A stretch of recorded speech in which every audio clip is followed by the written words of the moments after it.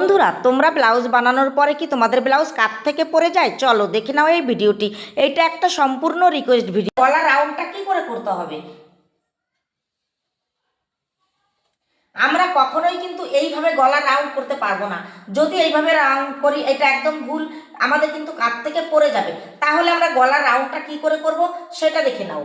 দেখো, সঠিক নিয়মে আমাদের গলা রাউন্ড করতে গেলে এইখান থেকে 2 ইঞ্চি ধরতে হবে।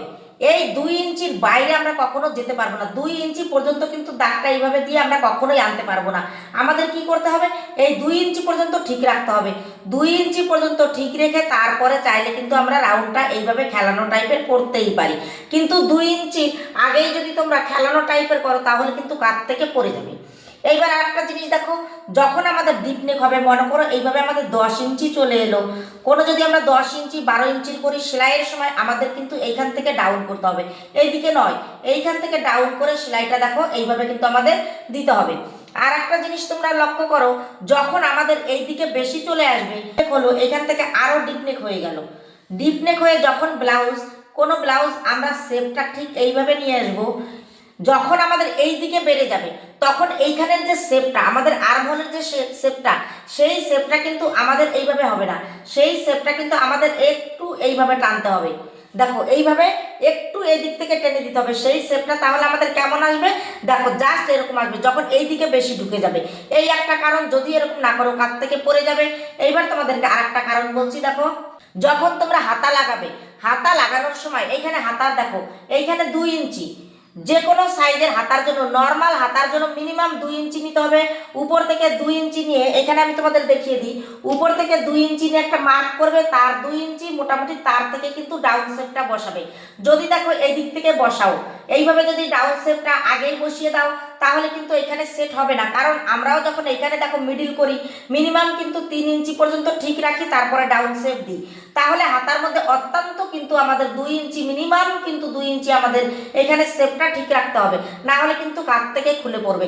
আর একটা কারণ তোমাদেরকে বলে দিই, কাঁধ থেকে খুলে যাওয়ার প্রধান কারণ, তোমরা যখন সেলাই করবে তখন কি করো, গলা এটা যেহেতু একটু ওরপ সাইডের কাটা থাকে, টেনে টেনে করো, ঢিলা হয়ে যায়। ওরপ সাইড থাকলে এভাবে করা যাবে না, আমাদের তখন পাইপিংটাকে টেনে ধরতে হবে এবং গলার সাইডটাকে কিন্তু হালকা হালকা লুজ দিতে হবে, তাহলেই কিন্তু আমাদের পারফেক্ট আসবে।